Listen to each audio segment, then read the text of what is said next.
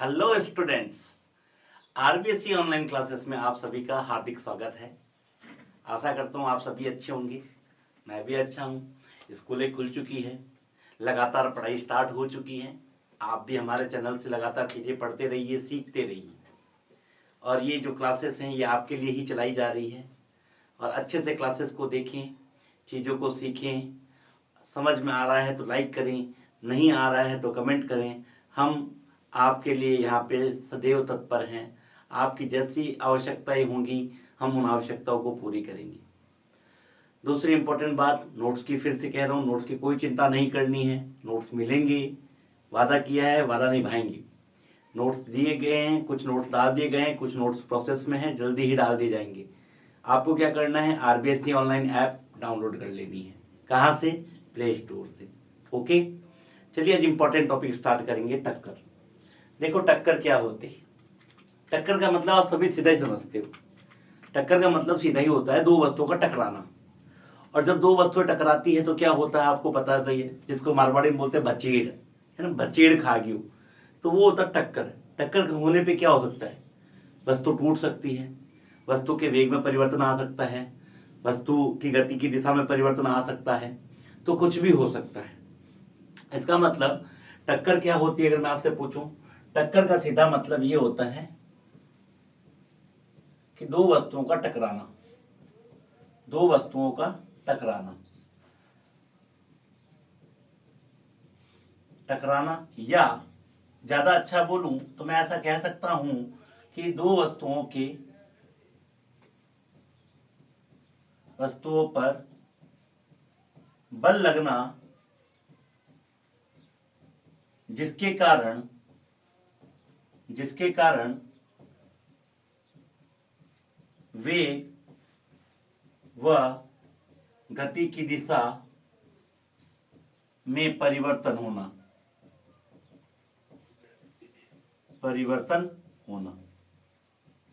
क्या ये बोलना बिल्कुल सही है? सर बिल्कुल सही है। दो वस्तुओं पे बल लगना जिसके कारण वेग या गति की दिशा में परिवर्तन होना। सिंपल सी बात है, आपने देखा होगा जब दो गाड़ियां टकराती है तो एक गाड़ी और दूसरी गाड़ी की दिशा क्या हो जाती है? बदल जाती है। या एक गाड़ी का वेग बढ़ जाता है, दूसरी गाड़ी का वेग घट जाता है। जैसे सिंपल सी बात समझिएगा, एक ट्रक है, चल रही है, उसके आगे एक मोटरसाइकिल चल रही है। पीछे से ट्रक ने मोटरसाइकिल को धक्का मारा तो मोटरसाइकिल की स्पीड अचानक से बढ़ेगी और मोटरसाइकिल क्या करेगी? आगे चल के गिर पड़ेगी। और कई बार दो वस्तु आपस में टकराती है सामने सामने से, तो आपने देखा होगा कि उनकी दिशाएं क्या हो जाती है? बदल जाती है। वो ये हमने सबने देखा है। कैरम बोर्ड खेलते समय हम जब कैरम बोर्ड की गोटी पे मारते हैं तो क्या वो सीधी जाती है? नहीं। स्ट्राइकर और कैरम बोर्ड की गोटी के मध्य जब टक्कर होती है तो उनकी दिशाएं बदल जाती है, उनके वेग में क्या हो जाता है? परिवर्तन हो जाता है। तो ये इंपॉर्टेंट बात अगर आप याद रखोगे कि दो वस्तुओं पर बल लगना जिसके कारण वेग व गति की दिशा में परिवर्तन होना। तो बात क्वेश्चन ये आता है, क्या टक्कर होने के लिए उनका दोनों का संपर्क में आना जरूरी है? क्या टक्कर होने के लिए दो वस्तुओं का संपर्क में आना जरूरी है? देखो, टक्कर होने के लिए दो वस्तुओं के संपर्क में आना जरूरी नहीं है। इंपॉर्टेंट बात ये याद रखनी है कि टक्कर होने के लिए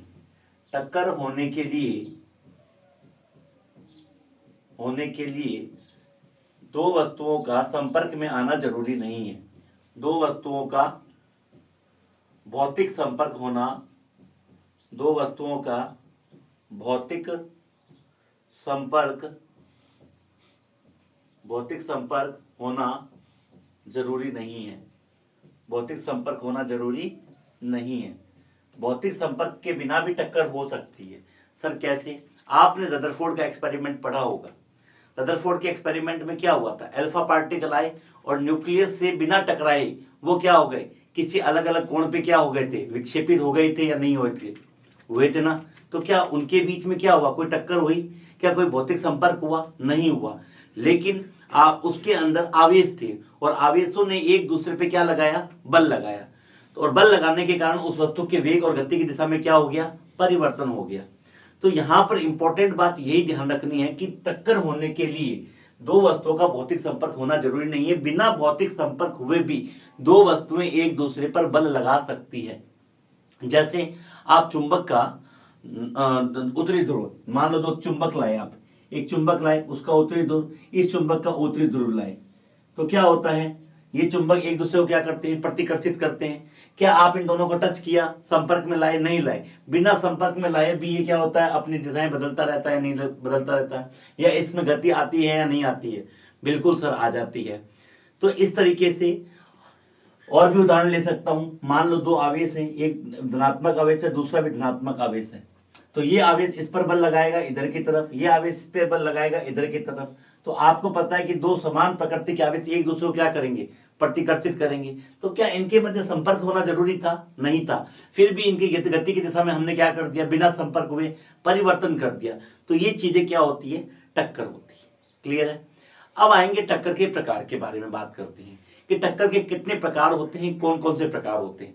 आइए 1 बाय 1 सारी चीजों की स्टडी करेंगे, सीखिएगा। ध्यान रखिएगा, टक्कर को एक पार्ट में कंप्लीट नहीं कर पाएंगे। टक्कर के कम से कम 2 से 3 वीडियो बनाऊंगा। हर पार्ट को एकदम कंप्लीट में एकदम अच्छे से समझाऊंगा। मैं वादा कर चुका हूं, बेसिक से एडवांस हर चीज क्लियर की जाएगी। बस आपको क्या करना है, वीडियो को स्टार्ट से लेकर एंड तक पूरा देखना है। हर चीज समझ में आएगी। डाउट हो कमेंट कर देना, ठीक है? अब देखो क्या करना है। यहाँ पे आपने बोला कि ठीक है सर, टक्कर के प्रकार बताओ। तो सबसे पहली बात समझ में आ गया, टक्कर के लिए भौतिक संपर्क होना जरूरी नहीं है। भौतिक संपर्क हो भी सकता है और नहीं भी, ठीक है? दूसरी इंपॉर्टेंट बात, अब टक्कर के प्रकार की बात करते हैं। टक्कर के प्रकार, टक्कर के प्रकार की अगर मैं बात करूं तो टक्कर के कितने प्रकार होते हैं? मान लो ऐसे तो बहुत सारे प्रकार के, पहले मानेंगे प्रत्यास्थ टक्कर। प्रत्यास्थ टक्कर पहला। दूसरा अप्रत्यास्थ टक्कर। अप्रत्यास्थ टक्कर। प्रत्यास्थ टक्कर में भी क्या होता है, एक विमीय प्रत्यास्थ टक्कर हो सकती है, द्विविमीय प्रत्यास्थ टक्कर हो सकती है, ठीक है? एक होता है तिर्यक टक्कर।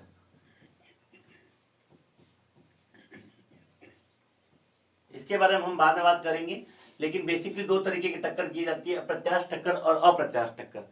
प्रत्यास्थ टक्कर क्या होती है और अप्रत्यास्थ टक्कर क्या होती है, ये समझना जरूरी है।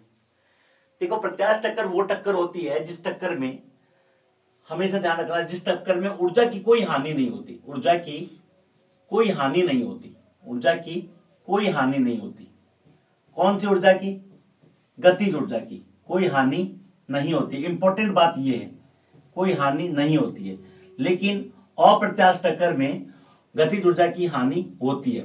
यहां ऊर्जा का मतलब मेरा गतिज ऊर्जा से है। गतिज ऊर्जा की कोई हानि नहीं होती है, लेकिन इसके अंदर गतिज ऊर्जा की हानि होती है। तो ये अगर बात आप ध्यान रखोगे, ये इंपॉर्टेंट बात ध्यान रखोगे, तो आपको पहली बात है कि आप पहचान पाओगे कि कौन सी टक्कर प्रत्यास्थ है और कौन सी टक्कर अप्रत्यास्थ है। हमारे दैनिक जीवन में जो भी टक्करें होती है, जो हम देखते हैं, सड़क पर दुर्घटनाएं हो रही है, वो सारी टक्कर है। वो सारी कैसे टक्कर में आती है? वो सारी होती है, इसके अंदर हमने देखा है गतिज ऊर्जा की हानि होती है। अब गतिज ऊर्जा की हानि होती है, कैसे पता चलता है? आपको जब 2 टक्कर होती है तो आपको आवाज सुनाई देती है। तो आवाज आई कहां से? आवाज आई कहां से? जो गतिज ऊर्जा थी वो किस रूप में परिवर्तित हो गई? ध्वनि ऊर्जा में परिवर्तित हो गई। क्योंकि मैं बता चुका हूं, ऊर्जा का रूपांतरण होता है। तो वो आवाज आई कहां से? जो गतिज ऊर्जा थी वो ध्वनि ऊर्जा में रूपांतरित हो गई। इसका मतलब वहां पे गतिज ऊर्जा में क्या हो गई है? हानि हो गई है। लेकिन गतिज ऊर्जा में अगर कोई हानि नहीं होती है तो इस तरह की जो टक्कर होती है अप्रत्यास्थ टक्कर होती है। प्रत्यास्थ टक्कर और अप्रत्यास्थ टक्कर में मुख्यतः यह अंतर याद रखना है। और भी बहुत सारी बातें रहेंगी, लेकिन अगर इस चीज को देखोगे तो आपको पहचान में आ जाएगा कि टक्कर कैसी है, प्रत्यास्थ या अप्रत्यास्थ। इंग्लिश में बोलते हैं इलास्टिक कोलिजन, इसको बोलते हैं इन इलास्टिक कोलिजन। इसका एक उदाहरण, वैसे तो कोई चीज परफेक्ट नहीं होती है, लेकिन फिर भी इसका एक उदाहरण नियरली परफेक्ट के लिए बात करते हैं। यदि दो ग्लास की बॉल, ग्लास मतलब कांच, 2 कांच की, अच्छे कांच की गेंद आपस में टकराती है, या आप कह सकते हो कि हाथी के दांत की बनी 2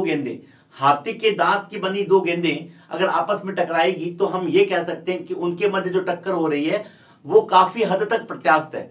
क्योंकि इसलिए बोलते हैं 100% प्रत्यास्थ कोई नहीं होता, लेकिन उसकी तुलना बाकी की तुलना में वो बहुत ज्यादा ही प्रत्यास्थ है। ऊर्जा की हानि बहुत ही कम, यानी कि नगण्य होती है। इसीलिए हम उस टक्कर को क्या मान लेते हैं?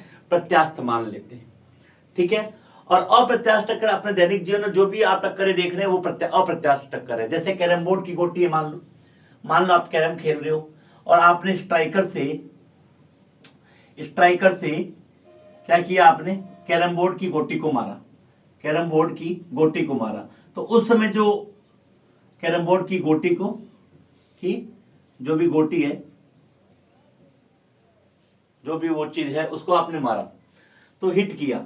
जो आपने हिट किया तो वहां पे ऊर्जा की हानि आई, क्योंकि वहां पे साउंड ध्वनि दिखाई देती है। तो उस समय जो ऊर्जा हानि होती है, तो उस तरह की जो टक्कर होती है अप्रत्याश टक्कर होती है। आप बिलियर्ड्स खेलते हो, बिलियर्ड्स गेम देखा होगा, वहां पे दो गेंदों के मध्य जो टक्कर होती है वो अप्रत्याश टक्कर है। तो कुल मिला के अप्रत्याश और अप्रत्याश टक्कर में बेसिक अंतर आपको समझ में आ गया होगा। ठीक है। अच्छा, एक इंपॉर्टेंट बात और बताता हूं, इसके अंदर संवेग क्या रहता है, संरक्षित रहता है। इसके अंदर क्या रहता है, संवेग संरक्षित रहता है। किसमें, इसमें। और संवेग इसमें भी संरक्षित रहता है। किसमें, अप्रत्याश टक्कर में भी संवेग क्या रहता है, संरक्षित रहता है। दोनों के अंदर क्या रहता है, संवेग तो क्या रहता है, संरक्षित रहता है। लेकिन केवल गतिज ऊर्जा संरक्षित नहीं रहती है, इसमें गतिज ऊर्जा संरक्षित रहती है। किसमें, प्रत्याश टक्कर में गतिज ऊर्जा संरक्षित रहती है क्योंकि हानि नहीं होती, और इसमें गतिज ऊर्जा की हानि होती है, इसलिए गतिज ऊर्जा संरक्षित नहीं रहती। तो संवेग तो सब में संरक्षित रहेगा और कुल ऊर्जा भी क्या रहेगी, संरक्षित रहेगी। ठीक है। इंपॉर्टेंट बात ये याद रखनी कि संवेग तो सब में ही संरक्षित रखना है, चाहे कोई भी टक्कर हो, चाहे प्रत्याश टक्कर हो चाहे अप्रत्याश टक्कर हो। अब गतिज ऊर्जा संरक्षित रहेगी या नहीं रखेगी वो उस बात पर निर्भर करेगा कि अगर ऊर्जा की हानि हो रही है तो गतिज ऊर्जा संरक्षित नहीं रहेगी, और अगर ऊर्जा की हानि नहीं हो रही है तो गतिज ऊर्जा भी क्या रहेगी, संरक्षित रहेगी। मतलब टक्कर से पहले की गतिज ऊर्जा बराबर टक्कर के बाद की गतिज ऊर्जा। क्लियर है मेरी बात? तो ये दो इंपॉर्टेंट बातें एकदम याद रख लोगे। ठीक है, बिल्कुल सही है सर, ध्यान रख लेंगे। तो आइए मैं 1 बाय 1 डिस्कस करूंगा सब चीजों को। अच्छा, अप्रत्याश टक्कर भी क्या होती है, अप्रत्याश टक्कर एक होती है पूर्णतः प्रत्याश टक्कर, पूर्णतः अप्रत्याश टक्कर, और एक होती है आंशिक अप्रत्याश टक्कर। इसके बारे में हम आगे चल के बात करेंगे। पहले हम बात करने वाले हैं प्रत्याश टक्कर की, और प्रत्याश टक्कर में भी बात करेंगे और एक विमीय प्रत्याश टक्कर की जो हमारे कोर्स के अंदर है। आइए बात कर रहा हूं मैं एक विमीय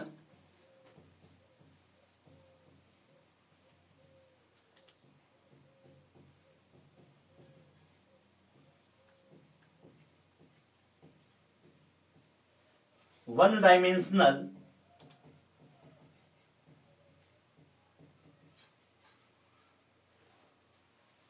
इलास्टिक कोलिजन।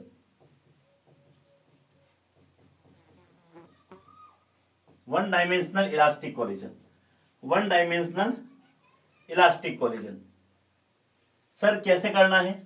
सबसे पहले ध्यान रखिए, नाम क्या है, प्रत्याश टक्कर। ऊर्जा की हानि नहीं होगी, गतिज ऊर्जा क्या रहेगी, संरक्षित रहेगी। दूसरी इंपॉर्टेंट बात, क्या संरक्षित रहेगा, संवेग संरक्षित रहेगा। क्या रहेगा, संवेग संरक्षित रहेगा। ठीक है, हमेशा ध्यान रखना संवेग क्या रहता है, संरक्षित रहता है। आइए सीखते हैं कैसे, ध्यान दीजिएगा। संवेग संरक्षित रहेगा, ध्यान रख लीजिएगा। ठीक है, आइए देखिए तो क्या क्या बातें याद रखिए। पहला, संवेग क्या रहेगा, संरक्षित रहेगा। दूसरी इंपॉर्टेंट बात, गतिज ऊर्जा भी क्या रहेगी, संरक्षित रहेगी।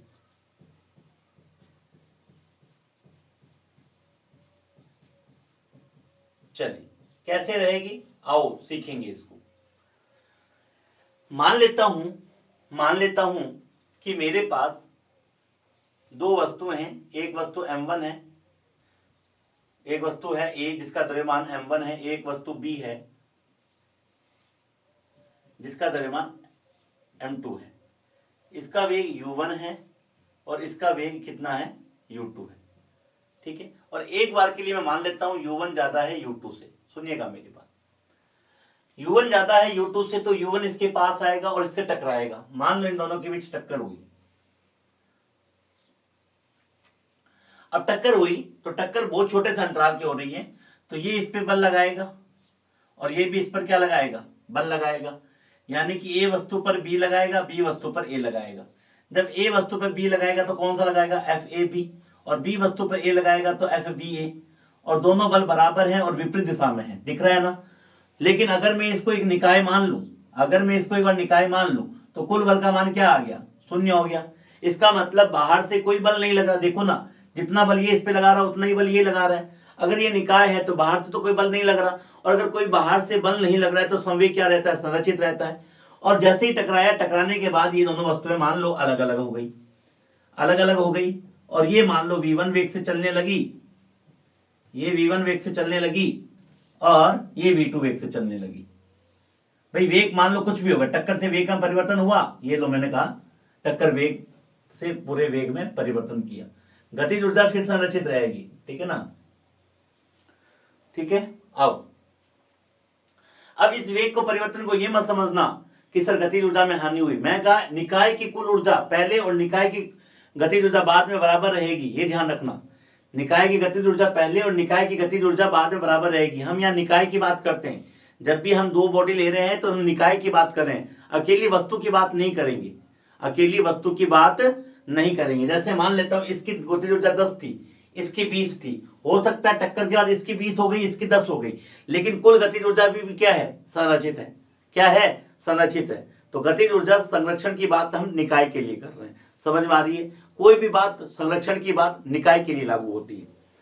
तो आइए इसके लिए बात करते हैं, संवेग संरक्षण इस निकाय के लिए। टक्कर से पहले देखो, टक्कर से पहले संरक्षण लगा के बताओ, टक्कर से पहले, टक्कर से पहले। और ये वाली स्थिति क्या है, ये वाली स्थिति क्या है, ये टक्कर के बाद की स्थिति है। देखो हमेशा निकाय की बात करते हैं, ध्यान रखना बार बार, निकाय, निकाय मतलब दो या दो से अधिक वस्तुओं का समूह। अब देखो इसका संवेग कितना लिखा जाएगा, m1u1 प्लस इसका संवेग कितना लिखा जाएगा, m2u2। अच्छा इसका संवेग कितना लिखा जाएगा, m1v1 प्लस m2v2। बोलो हाँ या ना, बिल्कुल सर। तो ये संवेग और ये संवेग आपस में क्या होंगे, बराबर होंगे। ठीक है, कोई दिक्कत नहीं है। इसको मान लिया हमने इक्वेशन 1। ठीक है, अच्छा अब यहां से काम कर लो, 1 1 को एक साइड ले लो, 2 2 को एक साइड ले लो। तो देखो यहां से अगर मैं इसको इधर लिखूं, इसको इधर लिख लेता हूं मैं पहले से ही, m1u1 minus m1v1 is equal to क्या लिखेंगे, m2v2 माइनस m2u2। इक्वेशन 2 बना ली, इसी इक्वेशन से हमने ये बना लिया क्योंकि ये काम आने वाली है आगे, इसीलिए सबसे पहला काम क्या किया, संवेग संरक्षित करा दिया। ये लोग संवेग संरक्षित कराने के बाद ये हमने इक्वेशन बना ली। अब मैंने क्या बोला कि गतिज ऊर्जा में कोई हानि नहीं होगी, और अगर गतिज ऊर्जा में कोई हानि नहीं होगी तो गतिज ऊर्जा भी क्या रहेगी, संरक्षित रहेगी। तो टक्कर से गतिज ऊर्जा संरक्षण लगाते हैं, गतिज ऊर्जा संरक्षण। अब देखो टक्कर से पहले और टक्कर के बाद की गतिज ऊर्जा की बात करते हैं। देखो ध्यान से देखना, हर चीज क्लियर कर दूंगा। टक्कर से पहले गतिज ऊर्जा, पूरे निकाय की गतिज ऊर्जा, और यहाँ पे निकाय, ये पूरा निकाय है, ध्यान देना। निकाय में दो या दो से ज्यादा वस्तुएं लेते हैं। देखो यहाँ पे देखो, half m1u1 square plus half m2u2 square, टक्कर से पहले। टक्कर के बाद की गतिज ऊर्जा देखना, half m1v1 square plus half m2v2 square. बोलो हाँ या ना, सर सही है, क्योंकि प्रत्यास्थ टक्कर है तो गतिज ऊर्जा में कोई हानि नहीं होगी। तो इक्वेशन बन गई 3rd। अच्छा इसमें भी क्या करो, 1 1 को एक साइड कर दो, 2 2 को एक साइड करो। करें तो करो तो क्या बन रहा है, देखें, हाफ m1u1 स्क्वायर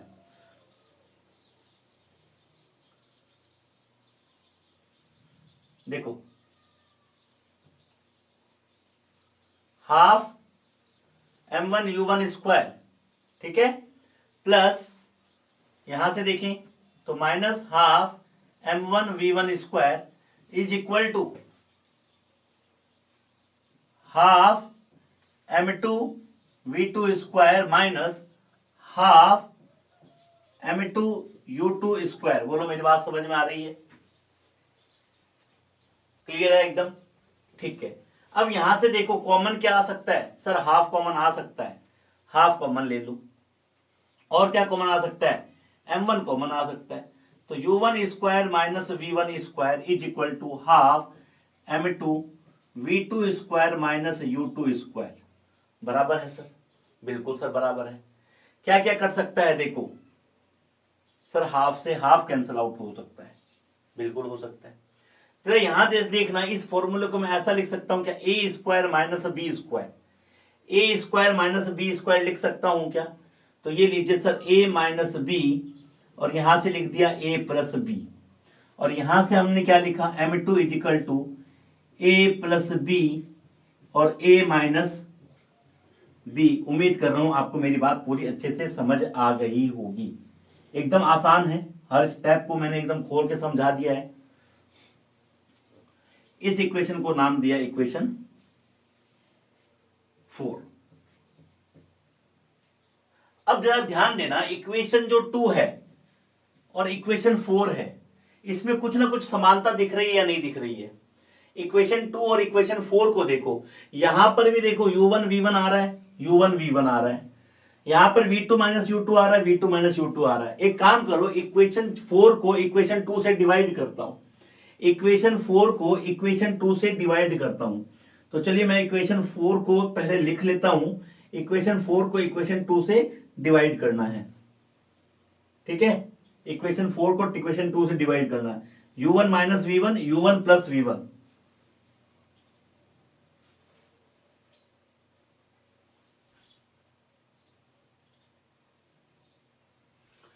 तो इक्वेशन 4 को लिख रहा हूं, इक्वेशन 4 को लिख रहा हूं, ध्यान दीजिएगा, m1 u1 minus v1 u1 plus v1 is equal to m2 u2 plus v2, और क्या है एक बार चेक कर लेते हैं, u2 प्लस v2 और v2 minus u2, v2 minus u2। Okay, सही है सर।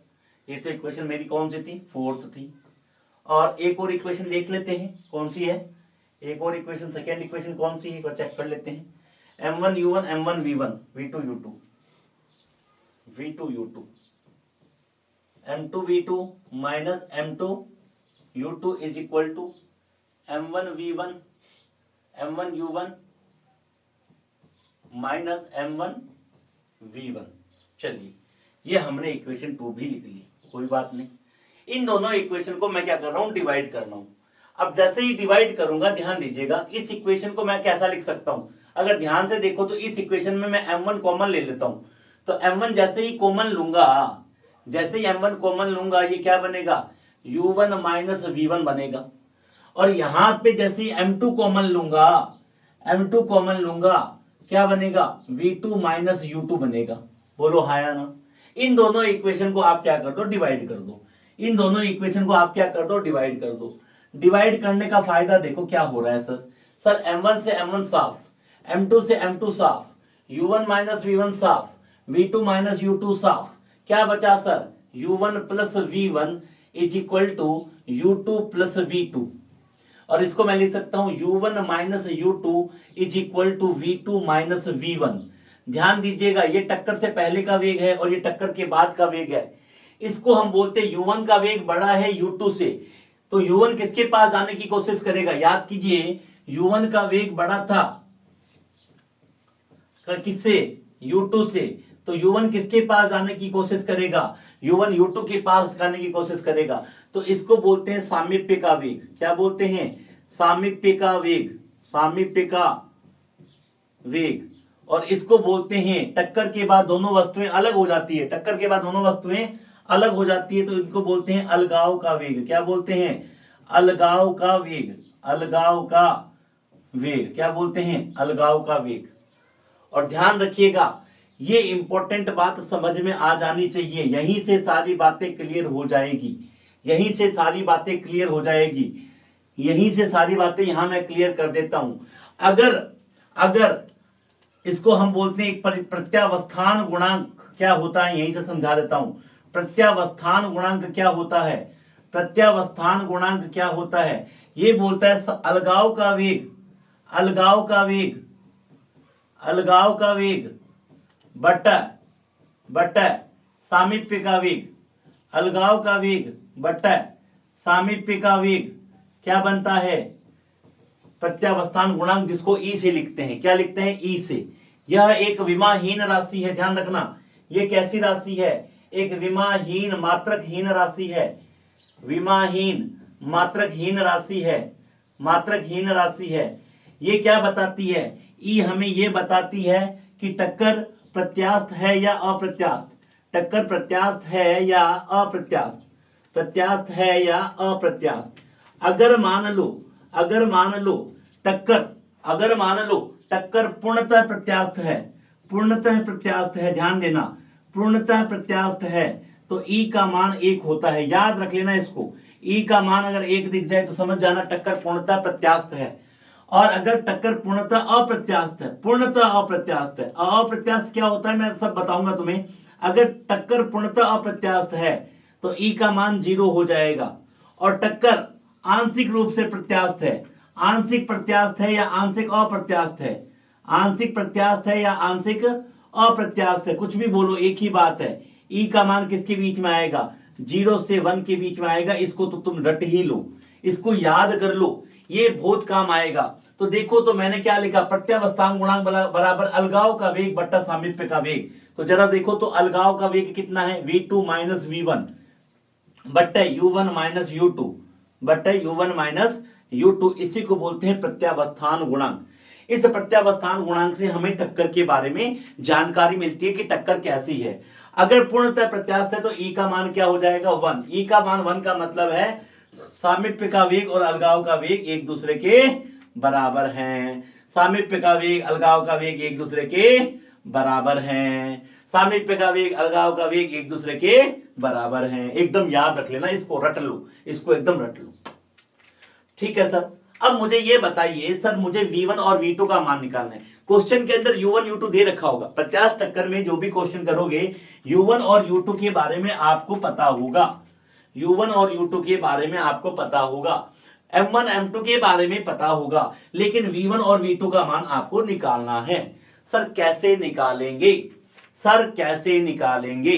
कुछ नहीं करना, एकदम ही आसान है, एकदम ही आसान है। संवेग संरक्षण वाले सूत्र में, संवेग संरक्षण वाले सूत्र में यहां से देखो, अगर मैं पूछूं तुमसे v1 का मान कितना होगा, यहां से मुझे v1 का मान बताना जरा। v1 का मान कितना होगा? Sir u1 minus u2 sorry v2 का मान निकाल लो, v2 का निकाल लो, v2 का u1 माइनस u2 प्लस का v1, यही होगा, यही होगा या नहीं होगा? होगा सर। कुछ नहीं करना, जो फॉर्मूला था संवेग संरक्षण वाला उसके अंदर v2 के जगह ये मान रख दो, v2 के जगह ये मान रख लो। क्यों था? u1 minus u2 plus v1। संवेग संरक्षण वाला सूत्र देखो, ध्यान देना एक बार, इधर से यहां देख लेते हैं। ये जो संवेग संरक्षण का सूत्र है ये वाला, यहां पर तुम क्या करो, v2 का मान रख दो और हल कर लो। v2 का मान रख के हल कर लो। जब हम v2 का मान रखकर हल करते हैं तो जो उत्तर आते हैं मैं सीधे उसके बारे में आऊंगा। एक बार चलो स्टेप बता देता हूं कैसे सॉल्व करना है। चलिए मैं सॉल्व कर देता हूं आपके लिए पूरा।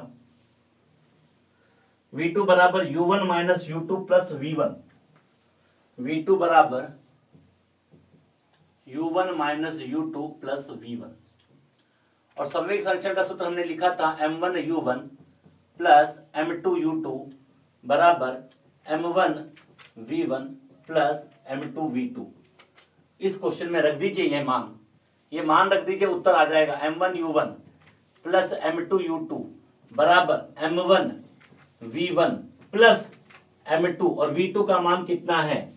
u1 minus u2 plus v1। हल कर लीजिए इसको फटाफट से।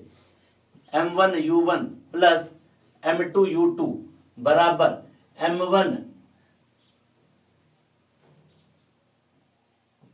v1 plus m2 u1 minus m2 u2 plus m2 v1।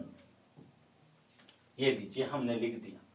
1 1 को एक साइड ले जाइए, 2 2 को एक साइड ले जाइए। यहाँ 1 है तो लीजिए 1 को ले आता हूं एक साइड में, m1 u1 और क्या है 1 माइनस m1 v1 और क्या है 1, इधर इतना ही है, इधर कितना है m2 u1।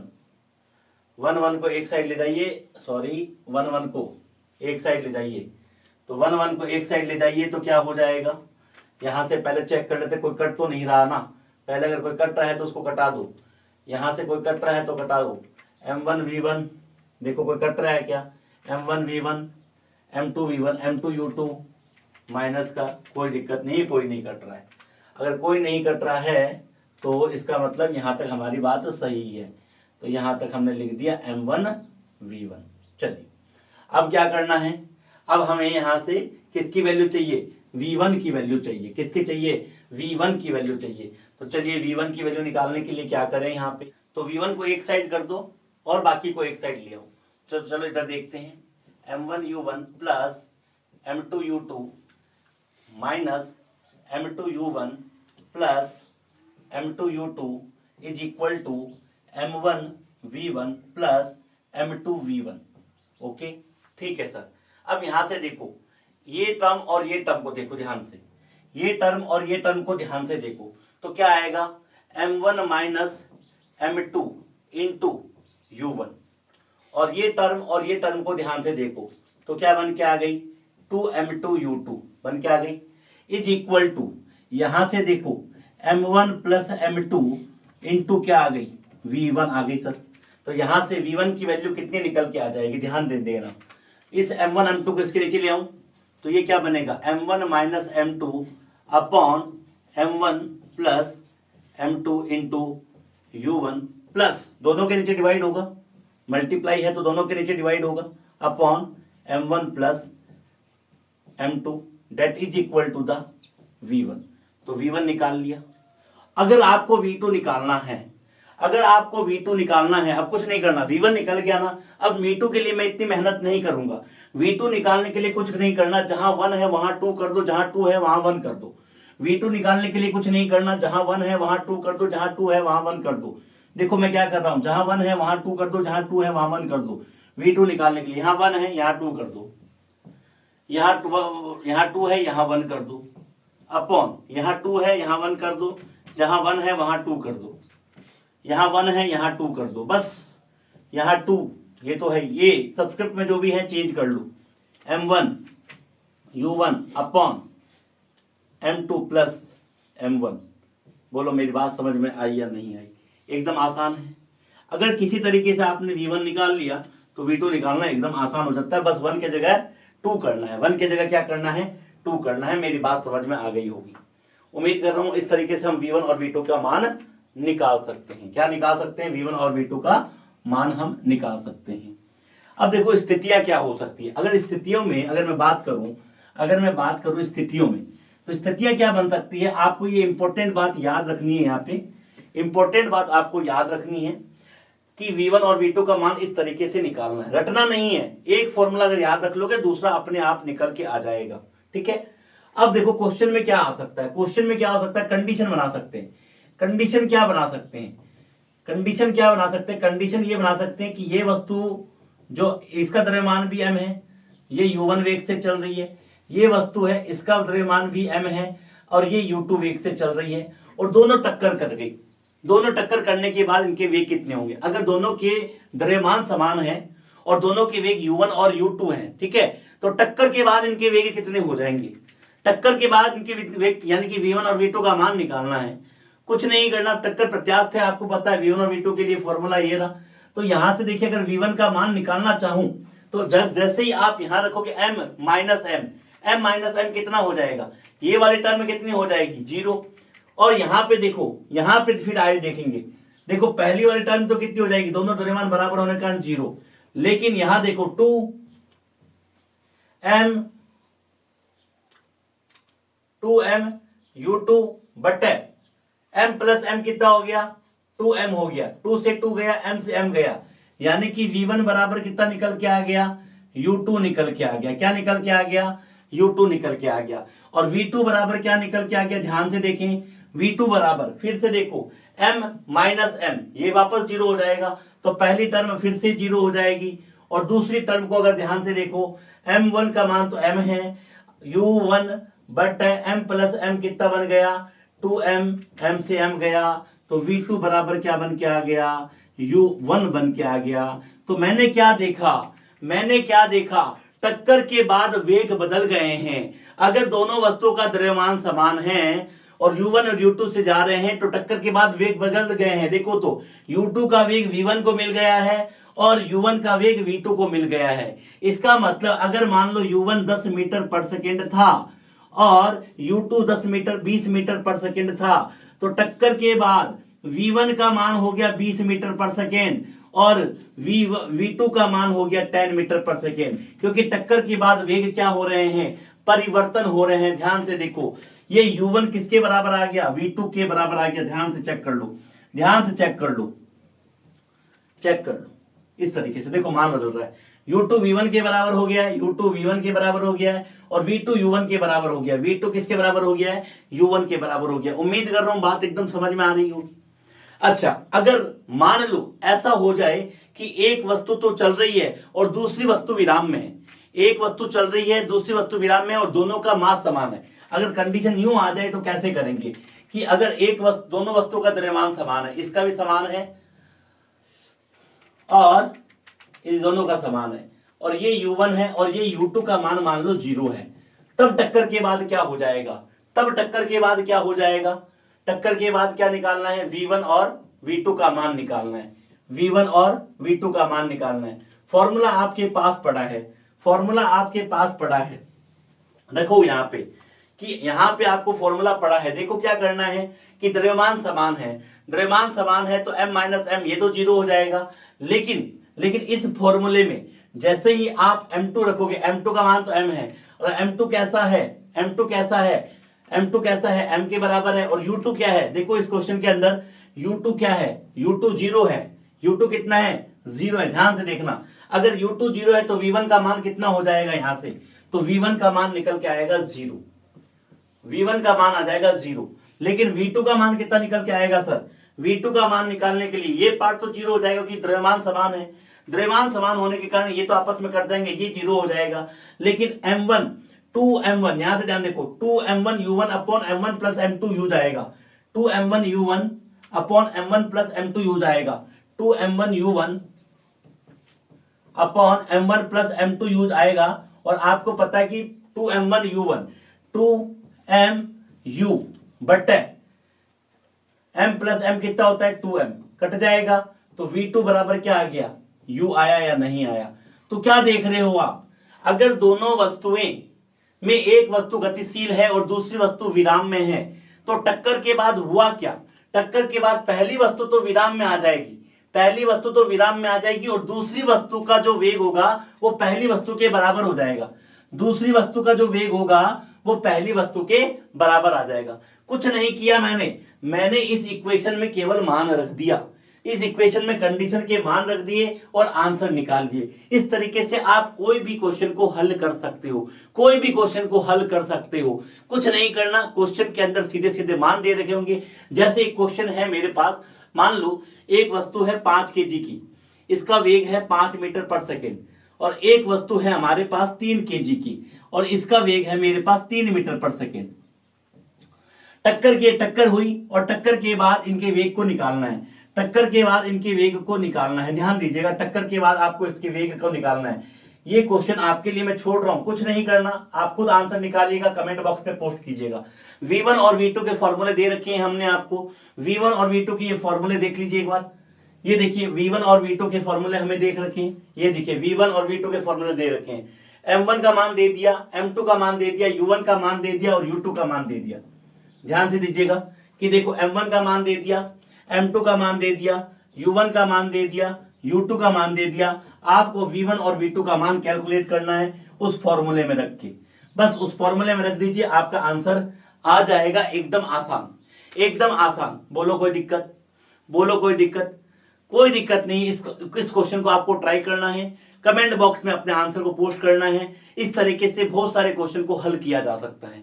उम्मीद कर रहा हूं आज का लेक्चर आपको समझ में आया होगा। एकदम आसान लेक्चर था। डेरिवेशन को एक बार ध्यान से देख लीजिएगा, कोई भी डाउट हो कमेंट बॉक्स में कमेंट कीजिएगा। सीधे वैल्यू पुट करनी है और आंसर निकालना है। सीधे आपको वैल्यू दे रखी होगी, पुट करनी है, आंसर निकालना है और कुछ नहीं करना है, फॉर्मूला याद रखना है। ठीक है क्लास, आज की क्लास को यहीं एंड करता हूं। Thank you for watching this class.